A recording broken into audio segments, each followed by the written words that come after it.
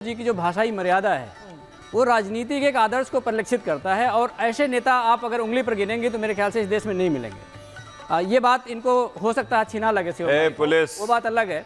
दूसरी बात, जिस तरह का प्रोग्रेसिव सोच उनके अंदर है वो आप उसको देख सकती हैं, उत्तर प्रदेश के विकास मॉडल को देख सकती हैं। शिवम भाई भी बता रहे थे कि चंद्रयान लैंड हुआ जाकर के साउथ पोल पे, तो श्रीहरिकोटा का जो लॉन्चिंग पैड है उसका बनाना भी ज़रूरी था। एक बेहतर फाउंडेशन पर ही अच्छी इमारत आप बना सकते हैं। ये बात अलग है कि भारतीय जनता पार्टी उस फाउंडेशन को क्रेडिट नहीं देती है, ये इनकी अपनी राजनीति का हिस्सा हो सकता है। हम तो लेकिन समाजवादी पार्टी का समाजवादी पार्टी का मानना ये है, आप भारत के लोकतंत्र के किसी भी सेक्शन को ले लीजिए, ठीक है, जो काम अखिलेश जी ने किया है, डायल 100 जो 24 करोड़ आबादी वाला प्रदेश, तो 27 के सत्ताधीश तो बनेंगे, नहीं कर पाए और आदरणीय राष्ट्राध्यक्ष अखिलेश यादव ने किया और पुलिसिंग को आपके पॉकेट में लाकर रख दिया और उसकी जवाबदेही तय कर दी। ये बहुत बड़ा एग्जाम्पलरी काम है, इसको सोचने की जरूरत। मैं एक बार मैं आपकी बात पे आता हूँ। 27 के सत्ताधीश होंगे कि नहीं? मैं दूसरी बात अपनी पूरी कर लूँ। जो एक्सप्रेसवे का कॉन्सेप्ट है, आप आगरा लखनऊ पे आप जाएंगे अगर देखेंगे, स्लिप रोड पे टोल बनाया गया, ये अपने तरह का पहला काम था। और आज नेशनल हाईवे जो गडकरी जी बना रहे हैं उसमें भी ये कॉपी होता है। तो आप देखिए, भारत एक समावेशी देश है, उसमें प्रदेशों का अपना महत्व है, रोल है। उसके काम से अगर कोई केंद्र का भी सीख रहा है। अच्छा 10 सेकंड ले लीजिए, फिर मैं अखिलेश जी के पर आ रही हूँ, क्योंकि चंद्र प्रकाश जी और प्रेम कुमार धर्मेंद्र जी जो है मेरे भाई हैं, मित्र भी हैं, है ना।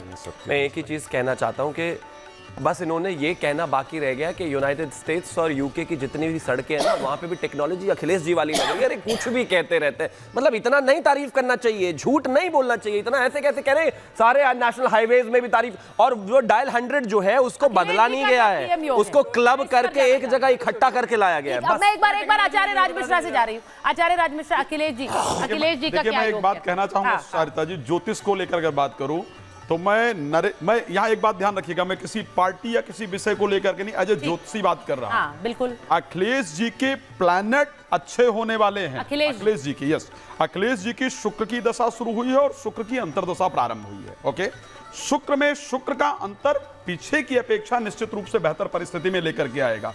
लेकिन जब मैं एज ए पीएम बात करता हूं, इस बात को ध्यान रखिएगा, तो मैं ना तो अखिलेश जी को ना ही राहुल गांधी जी को मैं उसका क्लेरिफिकेशन दूंगा। कोई भी इस दुनिया का ज्योतिषी अगर ये चैलेंज करने को तैयार हो कि कैसे आप कह रहे हैं कि नरेंद्र मोदी की जैसी कुंडली और किसी की नहीं है और ना कोई पीएम हो सकता है, तो मैं क्लियर करूंगा, जिसको नहीं आता है वो जाए बृहत पाराशर होरा शास्त्र में ज्योतिष योग में राजयोग का पूरा वर्णन है, महाराज योग का पूरा वर्णन है, केंद्रीय मंत्री कौन हो सकता है उसका वर्णन है, उसको पढ़ ले। तो वो है कि नहीं है? मेरे दृष्टि से नरेंद्र मोदी जी के अलावा भारत के प्राइम मिनिस्टर की अगर पोजीशन पर बात करो, टाइम और समय है मोदी जी का, प्रसंग के हिसाब से बता रहे हैं। किस चीज का? मोदी जी का। आपको चैलेंज बीच में क्या राजनीति काहे लेकर आते हो यार? ज्योतिष की चर्चा करो तो ज्योतिष की क्या करो? मैं तो शकुन ज्योतिष के हिसाब से चेहरा देखकर बताता हूँ, बाकी बात छोड़ दीजिए। नहीं, अखिलेश जी का क्या ग्रह है? सुन लीजिए, अखिलेश यादव जी की विचारधारा के अंतर्गत कन्या लग्न में अखिलेश यादव जी का जन्म हुआ है।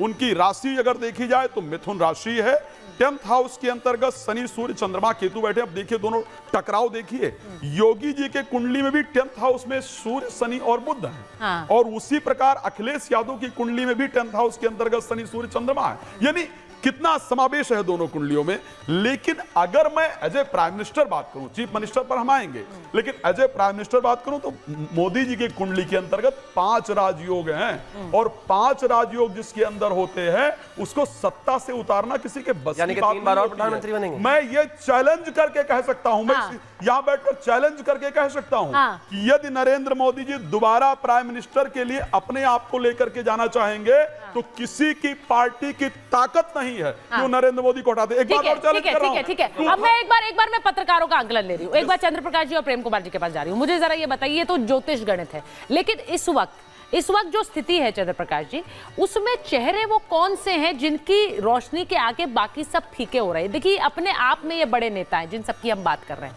लेकिन क्या वाकई नरेंद्र मोदी के आगे इस वक्त कोई नहीं टिकता है, या फिर अखिलेश यादव वो दम रखते हैं कि वो सत्ता के शीर्ष तक पहुंच जाए? देखिए, कुछ चीजें राइटिंग ऑन द वॉल है, बहुत स्पष्ट दिखाई देती है। हमें उसके लिए लड़ने और बहस करने या फिर यहाँ तक कि कुंडलियां देखने की भी आवश्यकता नहीं है। हम बहुत स्पष्ट रूप से देख सकते हैं इस समय देश की जनता का नेता कौन है। और देश का भविष्य का नेता कौन है वो भी दिखाई देता है। हाँ ठीक है, एक अच्छे विपक्ष की ज़रूरत है, अच्छा विपक्ष होना चाहिए, अच्छे विपक्ष तैयार हो रहे हैं, उनके भी ग्रह गोचर ठीक हों, अच्छी बात है।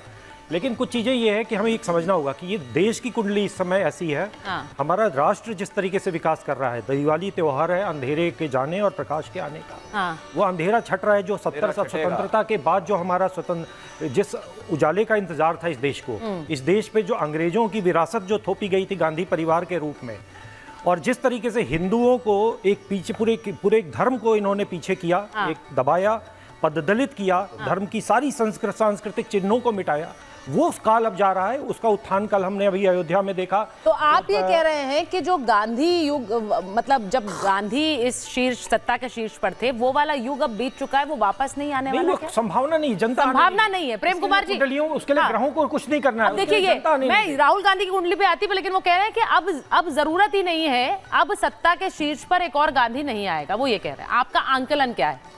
नहीं, सबसे पहले मैं जो आप कह रहे हैं ना सियासत का सितारा, तो सितारा जो है ना उसकी रोशनी खुद की नहीं किसी और जगह से रोशनी आती है, और वो है लोकतंत्र में जनता। ठीक है, जनता जो है वही रोशनी देती है, वही सितारा बनाती है किसी को। और उसके बाद हम देखें तो लोकतंत्र में सिर्फ प्रधानमंत्री नहीं, भाई राष्ट्रपति या पूरे मुख्यमंत्री जो देश भर में है वो सब में राजयोग है, तब वो मुख्यमंत्री है, तब वो प्रधानमंत्री है, तब वो राष्ट्रपति है, इवन सेना प्रमुख, इवन जुडिशियरी के प्रमुख, ये सब जो हैं वो सब राजयोग वाले पद हैं। लेकिन हमारी डिफरेंसेस होते हैं, राजयोग में डिफरेंसेस होते हैं, ये बात ध्यान रखिएगा। नहीं, वो कोई ज्योतिष थोड़ी है आचार्य जी, वो तो अपने आंकलन की बात कर रहे हैं बतौर पत्रकार। यहाँ भी खड़े हैं प्रेम कुमार जी, तो आपके कुंडली के अंतर्गत राजयोग है, आपकी जगह खड़े होने के लिए लोग तरसते हैं, लेकिन कितने राजयोग हैं? अब ये देखिए, ये हाँ देखिए, अब इसका मतलब तो ये है कि राजयोग भी किस तरह से इंटरप्रेट किया जा रहा है,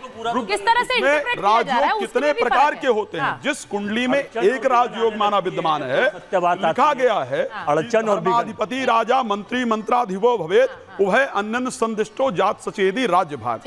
यदि पंचमेश का और नौमेश का आपस में संयोग बनता है तो व्यक्ति मुख्यमंत्री तक की पोजीशन तक सिर्फ जा सकता है, ये नियम है ज्योतिष का।